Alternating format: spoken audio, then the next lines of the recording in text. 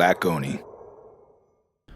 Hello and welcome back, everybody. This is Echo 1034 with the Black Oni Collective. I'm here with you once again to talk about Mass Effect Andromeda. Last week we talked about the story of the original trilogy, and now we'll take a look at the characters and also some of the characters that we've been introduced to for Mass Effect Andromeda. Again, Mass Effect Andromeda comes out on March 21st. It's only a couple weeks away. Also, please note, this article will likely contain spoilers of the previous 3 games, and if you intend to play those games before playing Andromeda, please walk away now. So, looking back at the characters from Mass Effect 1, 2, and 3. Character development is always an important thing if you're reading, watching, playing, or even writing a story. If you want a good story, you need good characters. And that is probably why BioWare has always done such a great job with their storylines and games. Going back to games like Star Wars Knights of the Old Republic or even Jade Empire, BioWare has created fun and interesting characters from all walks of life, and the Mass Effect series is no different. Alright, so let's take a look back at the characters of Mass Effect 1, 2, and 3. First off, I just want to say there are so many characters in that series, there's no way in hell I'll be able to talk about every single one of them, but I did want to just address the characters and take a quick look at the characters from Andromeda. Amusingly enough, I actually feel like the one character that doesn't really need or in some ways deserve to be talked about in this sense is probably actually your own character, Commander Shepard. Why? Mostly because you are the one developing him or her as you progress through the games. You're the one that gets to decide if Shepard is the nicest, most honorable person in the galaxy, or the worst, most horrible piece of shit who ever lived. It's difficult to talk about Shepard's character development since it's you making the decisions throughout the game that determines how Shepard grows as a character. Beyond Shepard, though, Mass Effect is filled with a ton of characters that are fun and exciting with a lot of depth and history. For example, in Mass Effect 1, we're introduced to the villain of that game, Saren, who has a long-standing disgust and distrust of humanity ever since the First Contact War. If you read the book Mass Effect Revelation, you'd get a chance to see how he interacts with humanity, specifically when he teams up with David Anderson, who is essentially your character's mentor at the beginning of the first game. What I find most interesting about Saren, though, is that he turned out to be a bad guy not because he's evil, but rather his actions were influenced in part by indoctrination from the Reaper Sovereign, and one part because he felt that the races of the galaxy stood little to no chance against the Reapers. As a result, he tried to work with them to minimize damage as much as possible when the Reapers invade. Spoiler alert, Sovereign betrays him. Who's shocked? I'm not. While his actions were wrong, his intentions were definitely noble, but I think that's what made him such a compelling adversary in the first game. On the subject of adversaries, the main antagonists of the games are pretty much all fascinating. From Saren to the Elusive Man and of course the Reapers themselves, BioWare has done an amazing job filling the galaxy with compelling bad guys. In fact, as Shepard, you actually work for one in Mass Effect 2, the Elusive Man.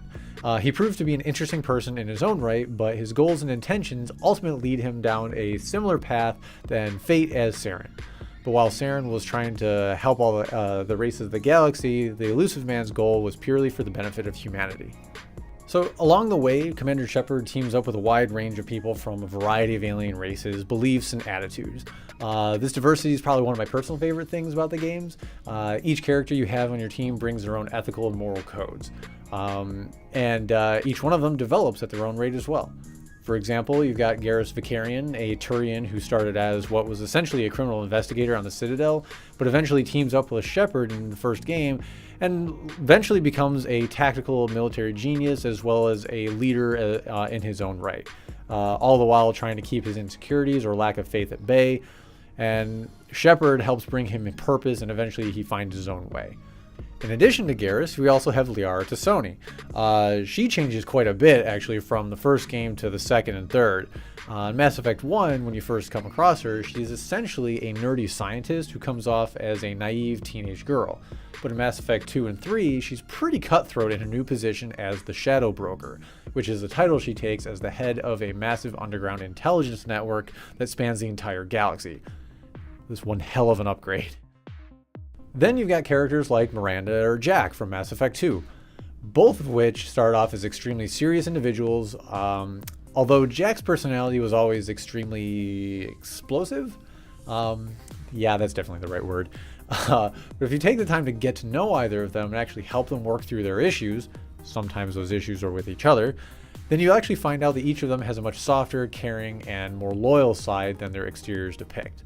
Now, plenty of other characters exist with amazing changes throughout the games, although if there was one consistency in the game, it would be my general annoyance and pretty much displeasure of the Citadel Council.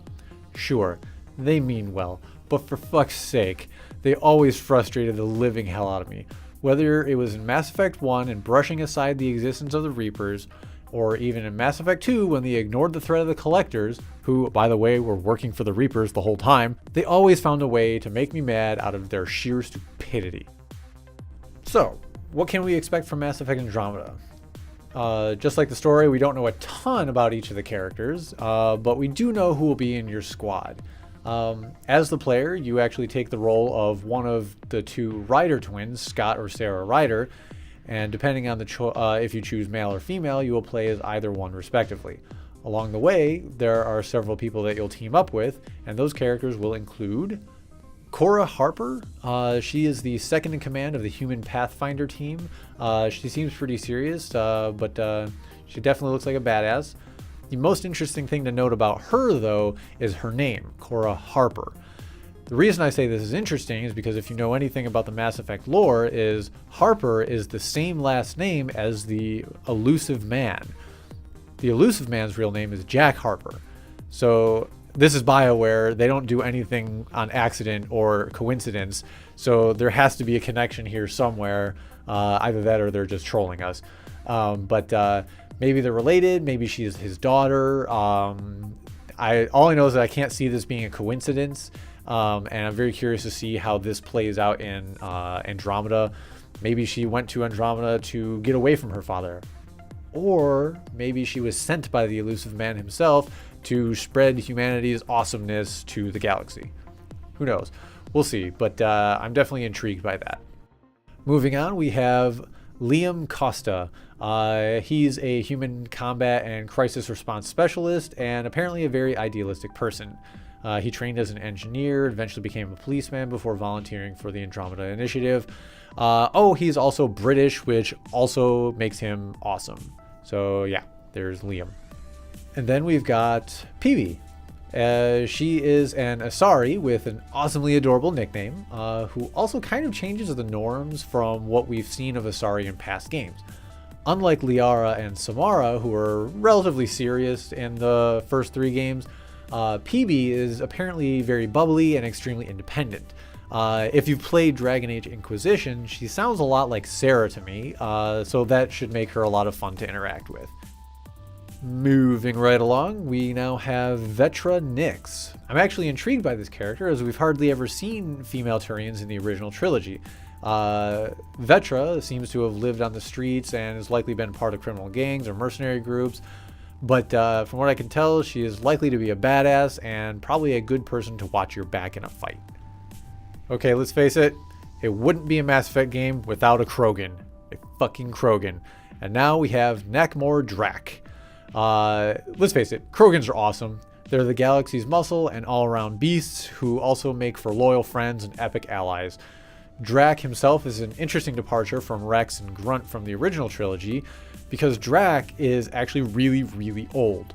Apparently, he spent more than 1,400 years causing problems in the Milky Way as a mercenary soldier or whatever. If that's true, then he was around for when the genophage was introduced to the Krogan population, however the hell long ago it was. So I'd be very curious to see how that reflects his personality and his outlook on Andromeda and humans and Solarians and all of that.